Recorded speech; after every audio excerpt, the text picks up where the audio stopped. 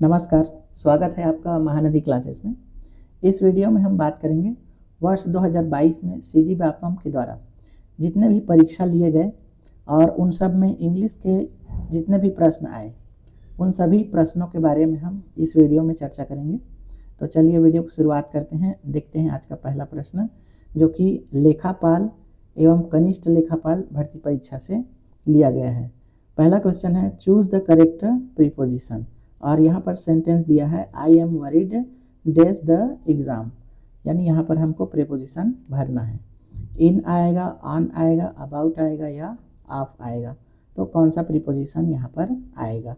तो हमको ध्यान रखना है कि हम वरीड मतलब चिंता करना, तो हम किसी के बारे में चिंता करते हैं।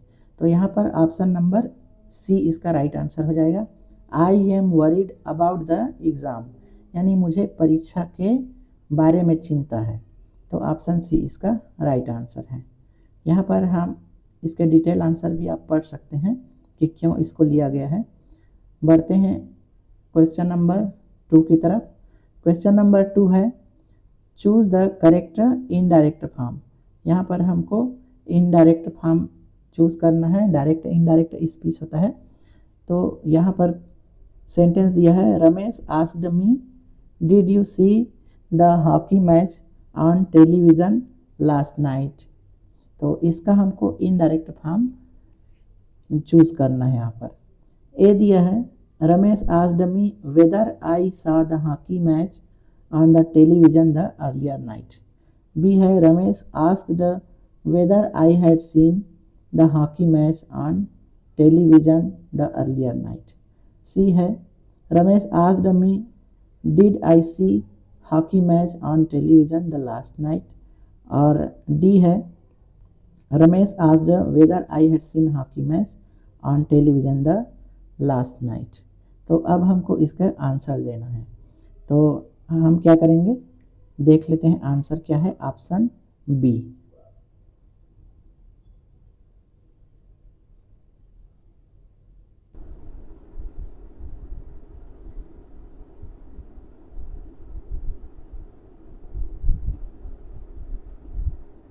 बढ़ते हैं अगले प्रश्न की ओर। नेक्स्ट क्वेश्चन है, choose the correct indirect form. हमको यहाँ पर इनडायरेक्ट फॉर्म ढूंढना है, यानी ये नरेशन दिया गया है और इसमें डायरेक्ट और इनडायरेक्ट स्पीच होता है। तो यहाँ पर डायरेक्ट स्पीच दिया है, Ramesh asked me did you see the hockey match on television last night. तो ये एक कैसा सेंटेंस है, इसको आपको पहले पहचान लेना है। तो ये एक प्रश्नवाचक वाक्य है, यानी इंटेरोगेटिव सेंटेंस है, क्योंकि क्वेश्चन मार्क लगा है और डिड सामने में है। तो अब हम इनको इनडायरेक्ट स्पीच बनाएंगे। तो आपको क्या देखना है कि जो इनडायरेक्ट स्पीच में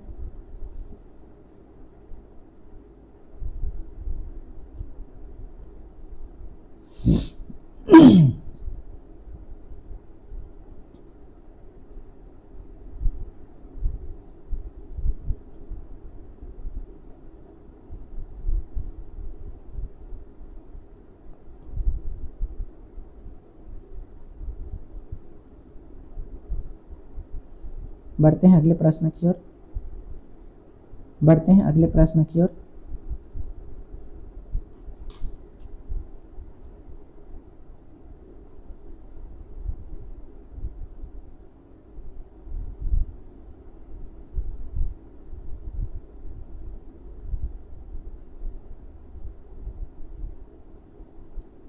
बढ़ते हैं अगले प्रश्न की ओर।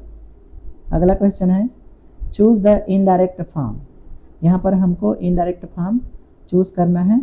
यहाँ पर एक सेंटेंस दिया गया है, Ramesh asked me did you see the hockey match on television last night, यानी ये एक सेंटेंस है। कौन सा सेंटेंस है, तो ये एक इंट्रोगेटिव सेंटेंस है, यानी एक प्रश्नवाचक वाक्य है।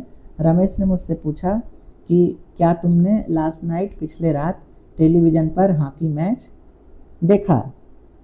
तो अब हमको इनको इनडायरेक्ट फॉर्म में बनाना है, यानी इनडायरेक्ट स्पीच बनाना है।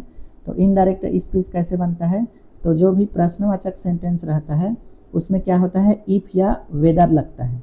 तो हमको देख लेना है कि कौन कौन से ऑप्शन में वेदर है। तो सभी ऑप्शन में वेदर है, इसको छोड़ के सी को, तो सी नहीं होगा। तो वेदर वाला जो भी है वो हो जाएगा। तो क्वेश्चन वाले जो भी डायरेक्ट फॉर्म होते हैं उसका इनडायरेक्ट बनाते हैं, तो इफ़ या वेदर लगता है। तो वेदर देख लिए, तो ये सी ऑप्शन गलत हो गया। उसके बाद हमको देखना है यहाँ जो लास्ट नाइट दिया है, तो ये लास्ट नाइट सेम नहीं आएगा, लास्ट नाइट का अर्लियर नाइट हो जाता है। तो अर्लियर नाइट किस किस में है उसको देख लेते हैं। तो ए में भी अर्लियर नाइट है और डी में लास्ट नाइट दे दिया है, तो ये भी गलत हो जाएगा। तो अब बच गए ए और बी ऑप्शन। तो ए और बी में किस में सही है उसको हमको देख लेना है। तो अब आपको क्या करना है, इनडायरेक्ट फॉर्म बनाते हैं। तो जो ये पास्ट टेंस है, ये कौन सा टेंस है, पास्ट इंडेफिनिट टेंस है, क्योंकि डिड यहाँ पर लगा हुआ है, तो ये पास्ट इंडेफिनिट है। तो पास्ट का जब हम इनडायरेक्ट बनाते हैं तो ये हो जाता है पास्ट परफेक्ट। तो यहाँ पर पास्ट परफेक्ट इन दोनों में किस में आया है उसको हम देख लेते हैं। तो पास्ट यहाँ पर देखिए ये क्या है, आई सा द हॉकी मैच, तो ये तो पास्ट टेंस हो गया, तो ये भी गलत हो जाएगा। जबकि होता क्या है, पास्ट टेंस का पास्ट परफेक्ट हो जाता है इनडायरेक्ट स्पीच में। तो यहाँ पर है आई हैड सीन, तो आई हैड सीन क्या है, ये पास्ट परफेक्ट है। तो इसका आंसर हो जाएगा option number B. Ramesh asked whether I had seen the hockey match on television the earlier night, तो ये इसका राइट आंसर हो जाएगा। यहाँ पर आप देख सकते हैं ये रिपोर्टेड स्पीच क्या क्या हो गया है। तो डिड यू सी का क्या हो गया है, whether I had seen, did you see का वेदर आई हैड सीन, यानी पास्ट का पास्ट परफेक्ट हो गया है और लास्ट नाइट का द अर्लियर नाइट हो गया है। तो इस तरह से आप देख सकते हैं। बढ़ते हैं अगले प्रश्न की ओर। प्रश्न संख्या 3 है, चूज द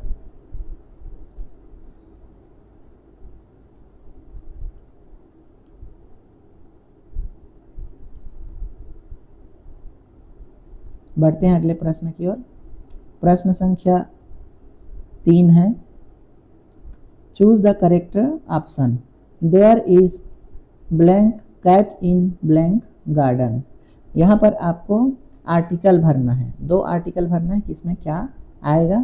तो ऑप्शन ए और द, ऑप्शन बी एन और द, ऑप्शन सी है द और ए, ऑप्शन डी द और एन। तो इसमें क्या आ जाएगा, इसमें हो जाएगा एक तो पहला में ए आएगा, देयर इज अ कैट, और सेकंड आ जाएगा द, यानी ऑप्शन ए इसका राइट आंसर है। क्यों आएगा, क्योंकि गार्डन क्या है, गार्डन एक स्पेसिफिक स्थान है, तो स्पेसिफिक स्थान के पहले द लगता है, और जो भी व्यंजन वर्ण से शुरू होता है, तो व्यंजन वर्ण जैसे कैट तो क से शुरू है, और क क्या है, हिंदी का व्यंजन है, तो वहाँ पर ए लगता है। और स्वर वर्ण से हिंदी का शुरू होता है तो वहाँ पर एन लगता है, तो एन तो होगा नहीं, पहले में द लगेगा नहीं, तो ये कट गया, बच जाता है ऑप्शन ए। नेक्स्ट क्वेश्चन है, चूज द राइट ऑप्शन। यहाँ पर हमको राइट ऑप्शन चूज करना है। You want pass the test dash you study, खाली स्थान में क्या आएगा उसको हमको भरना है। तो you want pass the test, यानी तुम टेस्ट में पास नहीं हो सकते जब तक तुम स्टडी नहीं करोगे। तो जब तक तुम पढ़ाई नहीं करोगे तब तक तुम टेस्ट में पास नहीं हो सकते। तो इसमें अनलेस आएगा, वेदर आएगा, व्हेन आएगा, इफ़ आएगा। तो इफ़ नहीं आएगा, इफ़ का मतलब होता है यदि, व्हेन का मतलब होता है जब, व्हेनेवर यानी जब कभी। इसमें आएगा अनलेस, तो अनलेस आ जाएगा you want pass the test unless you study, कि तुम तब तक पास नहीं होगे जब तक तुम स्टडी नहीं करोगे। इसके हम आंसर देख लेते हैं। तो ये अनलेस आ जाएगा, तो अनलेस का मतलब होता है जब तक ना, और ये कंडीशन वाला है। यहाँ पर आप देखिए, यहाँ पर क्या कंडीशन दिया गया ना, कि आप तब तक पास नहीं होगे जब तक आप पढ़ाई नहीं करोगे, तो एक कंडीशन के ऊपर डिपेंड करता है ये, तो कंडीशन वाले में हमेशा अनलेस लेते हैं। नेक्स्ट क्वेश्चन है, choose the correct passive form. यहाँ पर हमको पैसिव वॉइस बताना है, ये जो दिया है ये है एक्टिव वॉइस है। अब इसका हमको पैसिव बताना है। तो आई saw him leaving the house, तो ये कौन सा टेंस है पहले इसको पहचान लेना है। तो ये है पास्ट टेंस। आई सा मतलब सेकंड फॉर्म आया है, तो ये क्या है, पास्ट इंडेफिनिट टेंस है। तो पास्ट इंडेफिनिट टेंस का क्या हो जाएगा ये हम देख लेते हैं। तो एक तो पैसिव फॉर्म में क्या हो जाता है, थर्ड फॉर्म में बदल जाता है। तो सा का सीन हो जाएगा, तो सीन किस में है उसको हम देख लेते हैं। उसके बाद हमको देखना है ये जो हिम है, तो हिम क्या हो जाएगा, अभी सब्जेक्ट हो जाएगा, तो ये ही हो जाएगा। और ये जो आई है ये ऑब्जेक्ट हो जाएगा, ठीक है। तो हिम का ही किस में हुआ है वो हमको देखना है। तो पहला में है, ठीक है। उसके बाद दूसरा में भी है, तीसरा में नहीं है तो सी को हमको काट देना है, चौथा में भी है, ठीक है। उसके बाद हमको देखना है कि सीन कहाँ पर हुआ है। तो इसमें तो बीन और सीन हो गया है, तो ये तो नहीं होगा। सीन इन दोनों में हुआ है, तो इन दोनों में से कोई एक इसका आंसर है। तो बी में है he was seen to be living the house, तो यहाँ पर बी आ गया है, बी नहीं आएगा, तो ये भी गलत हो गया। तो ऑप्शन डी है he was seen leaving the house by me. तो हिम का क्या हुआ है, ही हुआ है, सब्जेक्ट बन गया है, और आई जो है मी बन के ऑब्जेक्ट हो गया है। तो ये इसका राइट आंसर है।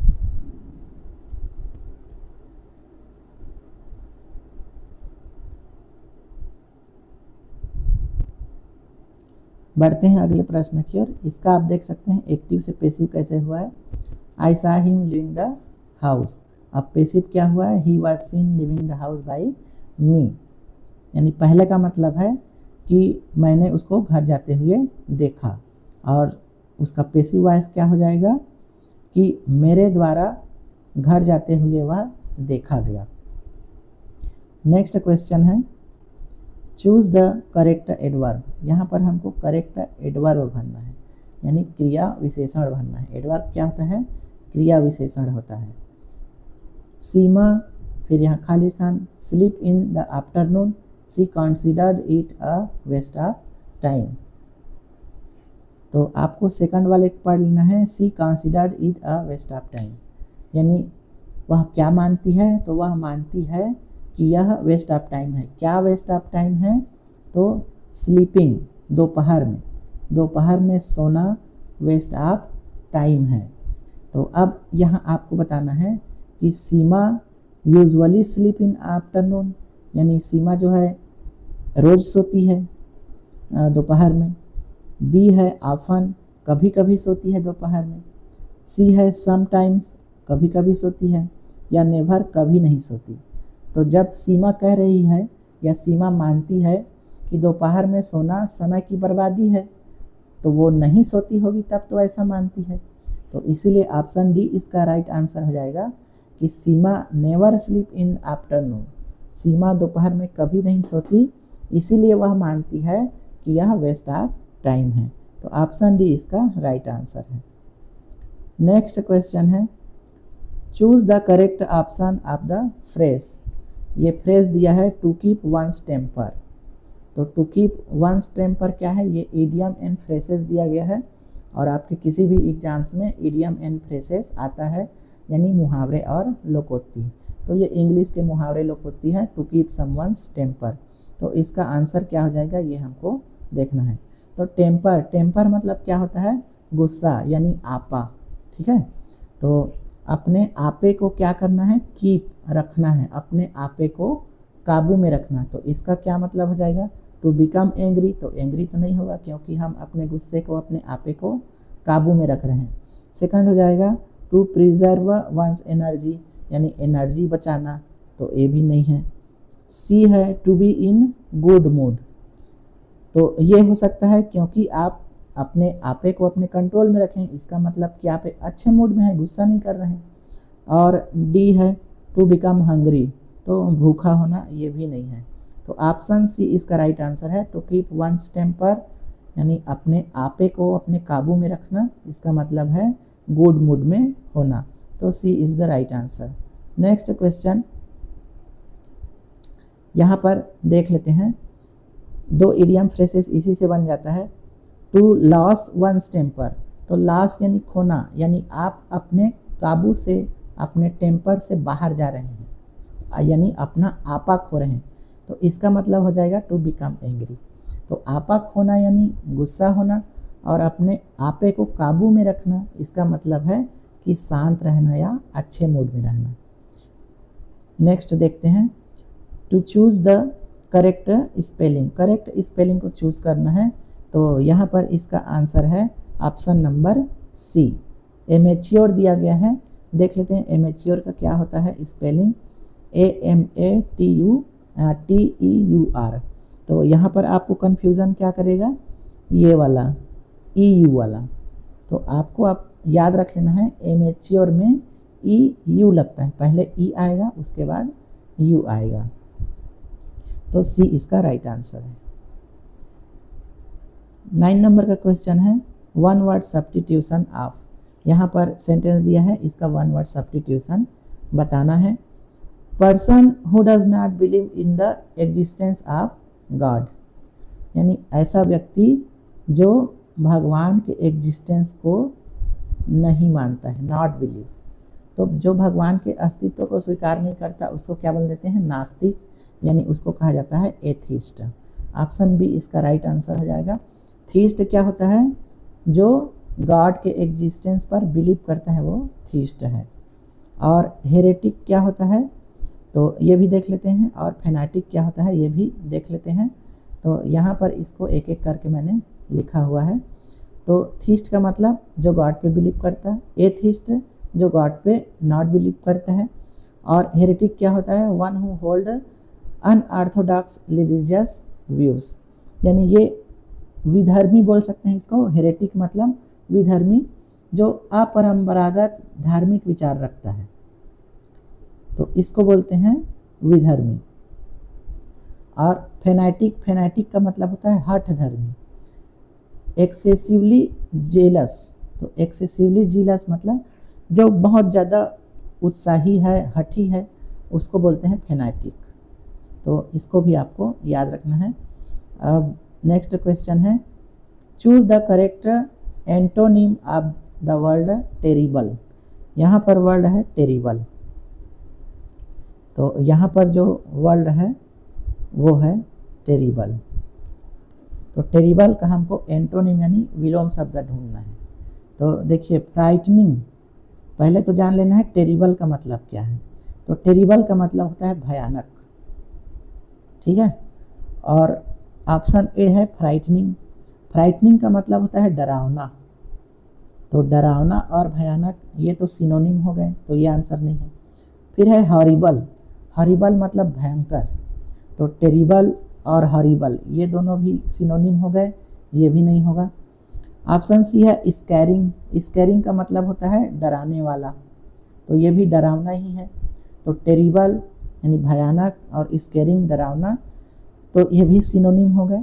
लास्ट है सूदिंग, सूदिंग का मतलब होता है शांतिदायक। तो ये है टेरिबल यानी भयानक, और यह है सूदिंग यानी शांतिदायक। तो ये एक दूसरे के क्या हो गए, अपोजिट हो गए। तो सूदिंग इसका राइट आंसर है। नेक्स्ट क्वेश्चन, अब इधर के जो भी प्रश्न हैं वो 2022 पटवारी भर्ती परीक्षा से लिया गया है। तो 11वें नंबर का प्रश्न है,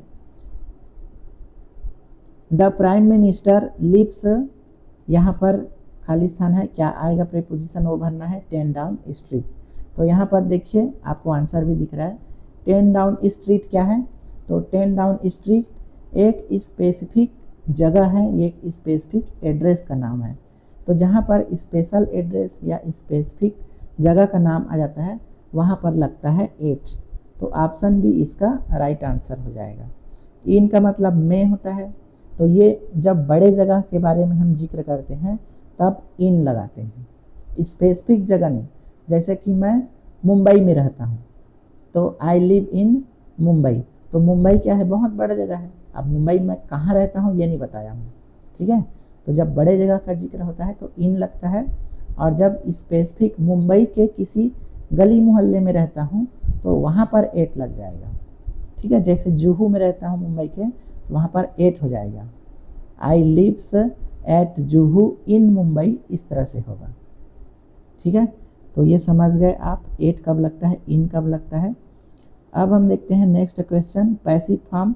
यहाँ पर पैसिव बताना है, एक्टिव वॉइस दिया गया है। There was somebody following us, यानी कोई हमारा पीछा कर रहा था। तो वहाँ पर कोई हमारा पीछा कर रहा था, इसका हमको क्या बताना है, पैसिव वॉइस बताना है। ये एक्टिव वॉइस है। तो आपके एग्जाम में पैसिव वॉइस एक्टिव वॉइस से एक क्वेश्चन आएगा ही, एक क्वेश्चन नरेशन से यानी डायरेक्ट और इनडायरेक्ट स्पीच से आएगा ही। तो इसको आपको अच्छे से कर लेना है। तो यहाँ पर देखिए अस का सब्जेक्टिव हो जाएगा, अस यहाँ पर ऑब्जेक्टिव फॉर्म में है, तो अस का सब्जेक्टिव होता है वी। तो वी तो सभी में है, ठीक है। उसके बाद ये क्या है, वाज लगा है, माने ये पास्ट टेंस है। तो पास्ट टेंस को हमको क्या करना है, पास्ट ही रखना है। लेकिन वी के साथ कौन सा पास्ट टेंस लगेगा, तो वी के साथ आर, तो ये तो प्रेजेंट हो गया। वी के साथ आर, ये भी प्रेजेंट हो गया, तो ए और बी नहीं होगा। वी के साथ पास्ट लगता है वर, तो वर लगेगा। उसके बाद हमको देखना है, ये पास्ट टेंस है, लेकिन पास्ट टेंस में कौन सा टेंस है ये, तो पास्ट टेंस में यहाँ फॉलोइंग देखिए आईएनजी लगा है, इसका मतलब ये क्या है, कंटिन्यूअस टेंस है। तो ये है पास्ट कंटिन्यूअस। तो हमको कंटिन्यूअस देखना है कि कंटिन्यूअस में क्या होता है, जब इसका पैसिव बनाते हैं तो आईएनजी बदल के क्या हो जाता है, बीइंग हो जाता है। तो आईएनजी बदल के बीइंग हो जाता है। तो बीइंग देखना है किस में है, तो बीइंग है ऑप्शन डी में। इन दोनों को हम पहले ही काट दिए क्योंकि आर आ गया है, और यहाँ पर ये क्या है, पास्ट कंटिन्यूअस है। पास्ट में तो आर लगता नहीं है, पास्ट में वर लगता है। तो या तो सी या तो डी, और सी में बीइंग नहीं लगा है क्योंकि ये कंटिन्यूअस है, यहाँ बीइंग होना चाहिए था। तो इसका आंसर है ऑप्शन डी। तो यहाँ पर देख सकते हैं ये कैसे चेंज होता है, तो वी वर बीइंग फॉलोड, ये इसका हो जाएगा। नेक्स्ट है claustrophobia is one word substitution for, यानी क्लास्ट्रोफोबिया किसका वन वर्ड सब्स्टिट्यूशन है, ये आपको बताना है। तो क्लास्ट्रोफोबिया का मतलब होता है जिसको सकरे स्थान से डर लगता है, उसको क्लास्ट्रोफोबिया कहा जाता है। ऑप्शन ए है fear of narrow and enclosed space, तो यही इसका आंसर हो जाएगा। जो कि सकरा, नैरो मतलब होता है सकरा, इनक्लोज्ड का मतलब है कंजस्टेड जगह, तो जिसको सकरे स्थान से डर लगता है वो है क्लास्ट्रोफोबिया। बाकी तीन भी हम देख लेते हैं, ये क्या होता है, फियर ऑफ ओपन और पब्लिक स्पेस, जिसको ओपन या पब्लिक स्पेस से डर लगता है। तो इसको मैं यहाँ पर एक एक करके लिखा हूँ, देख लेते हैं इसको। ये है फियर ऑफ ओपन और पब्लिक स्पेस, तो जिसको पब्लिक प्लेस से या ओपन स्पेस से डर लगता है वो है एगोराफोबिया, इसको आपको याद रख लेना है। फियर ऑफ हाइट्स, जिसको ऊंचाई से डर लगता है वो है एक्रोफोबिया, यानी ऊंचाई से डर एक्रोफोबिया। ओपन स्पेस से डर एगोराफोबिया। थर्ड है फियर टू स्ट्रेंजर्स या फॉरेनर्स, तो जिसको अजनबियों से, विदेशियों से डर लगता है वो है जेनोफोबिया। तो ये तीन आपके वन वर्ड सब्स्टिट्यूशन यहाँ से प्रिपेयर हो गए। नेक्स्ट हम देखते हैं question, the plural form of calf. तो काफ का मतलब ये आपको पता होना चाहिए, काफ का मतलब क्या होता है। तो गाय के बच्चे को काफ कहा जाता है, यानी बछड़ा, ठीक है। कभी कभी ये भी क्वेश्चन आ जाता है कि किसके बच्चे को काफ कहा जाता है, तो ये है काव के जो चाइल्ड हैं, काव का बच्चा है वो है काफ। तो इसका हमको प्लूरल बनाना है। तो आपको एक चीज़ याद रखना है, सिंगुलर से जब भी हम प्लूरल बनाते हैं तो हमको लास्ट में देखना है। लास्ट में अगर एफ या एफ ई है तो एफ या एफ ई को हमको हटा के उसके जगह में क्या लिख देना है, वी ई एस, तो ये हो जाता है प्लूरल। तो काफ में लास्ट में एफ है तो एफ को हटा के हमको वी ई एस लगाएंगे तो ये उसका प्लूरल फॉर्म बन जाएगा। तो किसमें एफ को हटा के है ये देख लेते हैं, काप्स ये नहीं होगा, काप्स ई एस जुड़ गया है ये भी नहीं होगा, ये है काफ्स, यहाँ पर एफ को हटा के वी ई एस लगाए हैं तो ये हमारा राइट आंसर है, ऑप्शन सी। नेक्स्ट क्वेश्चन है, which of the following is not a synonym of apparel. तो आपको यहाँ पर एपेरल का सिनोनिम कौन सा नहीं है वो बताना है। नॉट लिखा है, ये आपको ध्यान रखना है। तो एपेरल का सिनोनिम क्या नहीं है, तो सबसे पहले जान लेते हैं एपेरल क्या होता है। एपेरल का मतलब होता है कपड़ा। तो कपड़ा, तो क्लॉथ, क्लॉथ मतलब भी कपड़ा होता है। तो ये तो सिनोनिम हो गया, हमको बताना है सिनोनिम नहीं है।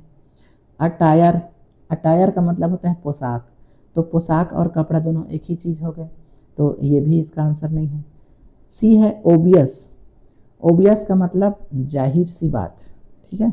ओबियस मतलब वास्तविक या जाहिर है, तो जाहिर है बोलते हैं तो ऑब्वियस सी बात है ऐसा कहा जाता है। तो ये क्या है, अपेरल का सिनोनिम नहीं है, तो यही इसका राइट आंसर है। डी ऑप्शन भी देख लेते हैं, आउटफिट। आउटफिट मतलब भी कपड़ा ही होता है, परिधान, पहनावा। तो ये भी अपेरल का क्या है, सिनोनिम है। तो अपेरल मतलब कपड़ा और क्लॉथ मतलब भी कपड़ा, अटायर मतलब पोशाक, आउटफिट मतलब भी पोशाक। तो ये सभी उसके सिनोनिम हैं। नेक्स्ट हम देख लेते हैं, gender of the underline word toy in the sentence. हमको बताना है, यहाँ पर एक सेंटेंस दिया है, his favourite toy is a rubber ball, यानी उसका फेवरेट जो खिलौना है वो रबर बॉल है। तो टॉय का हमको क्या बताना है, जेंडर बताना है। यानी टॉय कौन सा जेंडर है, मस्कुलाइन जेंडर है, फेमिनाइन जेंडर है, कॉमन जेंडर है या न्यूटर जेंडर है। मस्कुलाइन जेंडर यानी पुल्लिंग, फेमिनाइन मतलब स्त्रीलिंग, कॉमन मतलब उभयलिंग, न्यूटर मतलब नपुंसकलिंग। तो टॉय क्या है, खिलौना क्या है, खिलौने की कोई पहचान है क्या। खिलौना पुल्लिंग है, नहीं है। स्त्रीलिंग है, नहीं है।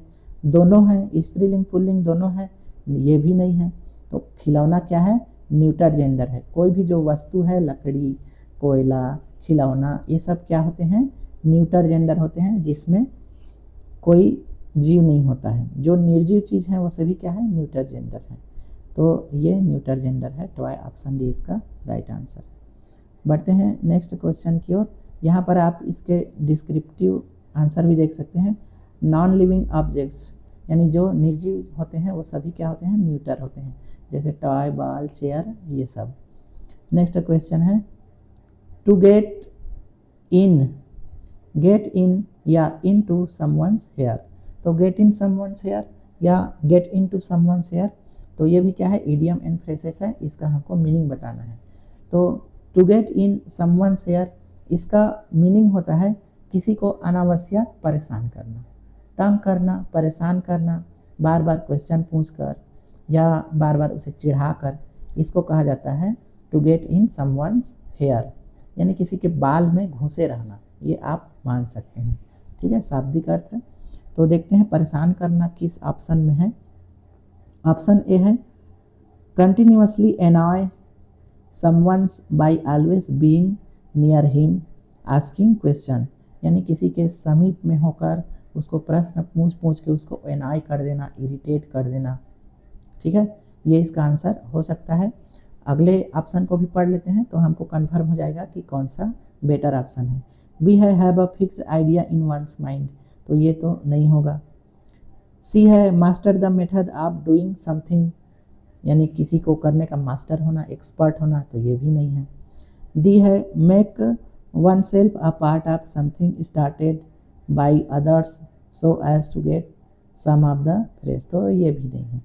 तो परेशान करना किसका मतलब है, ऑप्शन ए वाले का, तो ये इसका राइट आंसर हो जाएगा। Next question, I know a lot of people, यानी मैं बहुत से लोगों को जानता हूँ। Most of them are dash students, तो उनमें से अधिकांश, मोस्ट ऑफ देम का मतलब होता है अधिकांश क्या है, स्टूडेंट हैं। तो यहाँ पर क्या आएगा, द स्टूडेंट आएगा, यानी स्टूडेंट तो पहले से है, यहाँ पर द लगेगा या ए लगेगा या सम लगेगा या नन ऑफ द एबव, इनमें से कुछ भी नहीं लगेगा। तो देखिए द नहीं लगेगा, क्यों नहीं लगेगा, क्योंकि द स्पेसिफिक के अर्थ में होता है, ठीक है। ए भी नहीं लगेगा, सम भी नहीं लगेगा, इसमें कुछ नहीं लगेगा। क्यों कुछ नहीं लगेगा, इसको हम पढ़ के समझ लेते हैं मतलब को। I know a lot of people, मैं बहुत से लोगों को जानता हूँ। Most of them are, some student अगर लगा देंगे तो मोस्ट ऑफ देम उनमें से अधिकांश कुछ स्टूडेंट हैं। ठीक है, तो एक तरफ तो कुछ भी बोल रहे हैं, एक तरफ अधिकांश भी बोल रहे हैं, तो कुछ तो आएगा नहीं। स्टूडेंट्स एस लगा हुआ है यानी ये प्लूरल है, बहुवचन है, तो ए तो आएगा नहीं। ठीक है, और द कब लगाते हैं, किसी पर्टिकुलर स्टूडेंट के बारे में बात करते हैं, स्पेसिफिक के बारे में बात करते हैं, तब द लगाते हैं। तो हम स्पेसिफिक के बारे में बात नहीं कर रहे हैं यहाँ पर, मोस्ट ऑफ देम अधिकांश के बारे में बात कर रहे हैं, तो द भी नहीं होगा। तो यहाँ पर इसलिए ऑप्शन डी हो जाएगा, क्योंकि हम अधिकांश के बारे में बात कर रहे हैं। तो most of them are students, तो मैं बहुत से लोगों को जानता हूँ और उनमें से अधिकांश स्टूडेंट्स हैं। ये इसका राइट आंसर हो जाएगा ऑप्शन डी। नेक्स्ट है our new dash is printed on recycled paper. तो यहाँ पर कौन सा ऑप्शन आएगा वो हमको बताना है। स्टेशनरी सभी लिखा है और पेपर से संबंधित जो भी सामान होता है उसको क्या बोलते हैं, स्टेशनरी बोलते हैं। लेकिन कौन सा स्टेशनरी का सही मीनिंग है वो हमको यहाँ पर देखना है। तो देखिए ये भी स्टेशनरी है, ये भी स्टेशनरी है, ये भी स्टेशनरी है और ये भी स्टेशनरी है। तो इसका जो राइट आंसर है वो हम देख लेते हैं। तो राइट आंसर है ऑप्शन बी, यानी स्टेशनरी में आपको क्या रखना है, STATIONERY। तो स्टेशन तक तो सब में सही रहेगा। इसमें जो गड़बड़ करेगा वो है लास्ट में ERY रहेगा, ARY रहेगा, ORY रहेगा या IRY रहेगा। तो स्टेशनरी जो कापी पुस्तक वाला चीज़ें हैं, स्टेशनरी मटेरियल है, उसके लास्ट में ERY रहेगा, ये आपको रट लेना है। अब ARY का क्या मीनिंग होता है ये भी हम देख लेते हैं। तो ये है स्टेशनरी ARY वाला, तो इस स्टेशनरी का मतलब होता है नॉट मूविंग, यानी स्थिर चीज़ें, उसको बोलते हैं स्टेशनरी। और ये जो स्टेशनरी है ERY वाला, इसका मतलब होता है writing materials, copy, books, pen वेन, ये सारी चीज़ें। तो ये आप समझ गए होंगे। नेक्स्ट है he says I am glad to be here this evening. और ये है इनडायरेक्ट स्पीच, यानी ये डायरेक्ट है, इसका हमको इनडायरेक्ट बनाना है। ब्रैकेट में इनडायरेक्ट दिया है तो हमको इसका इनडायरेक्ट स्पीच बनाना है। तो ही सेज, ये कौन सा टेंस में है, ही सेज, तो ये प्रेजेंट टेंस में है। तो प्रेजेंट का जब हम इनडायरेक्ट बनाते हैं तो उसको हम सेम रखते हैं, प्रेजेंट टेंस ही रखते हैं। जबकि पास्ट रहता है, सेड वगैरह रहता है, तो उसको हम कॉल्ड वगैरह में चेंज करते हैं। तो सेस का सेस ही रहेगा, तो सभी ऑप्शन में है। उसके बाद दैट आ जाता है, तो दैट किस में है, तो A, B और D में है, इसमें नहीं है, इसको पहले ही काट देते हैं। फिर यहाँ पर हमको देखना है ग्लैड है, आई एम ग्लैड। तो एम ये कौन सा टेंस में है, तो एम जो है ये है प्रेजेंट टेंस में है। तो हमको प्रेजेंट का क्या करना है, पास्ट करना है। तो सभी में है, इसमें भी वाज है, इसमें भी वाज है, इसमें भी वाज है, तो सब में रहेगा। ठीक है, अब हम आगे और क्या आएगा उसको देख लेते हैं। तो यहाँ पर है इवनिंग, देखिए आप, दिस इवनिंग है, तो दिस का दैट हो जाता है। तो हमको देखना है कौन से ऑप्शन में दैट है। तो इसको तो हम पहले ही काट चुके हैं। उसके बाद इसमें दिस है, तो इसको भी काटिए, इसमें दिस है, इसको भी काटिए। तो ऑप्शन बी इसका राइट आंसर है, क्योंकि इसमें दैट है। ठीक है, तो बी इसका राइट आंसर। नेक्स्ट है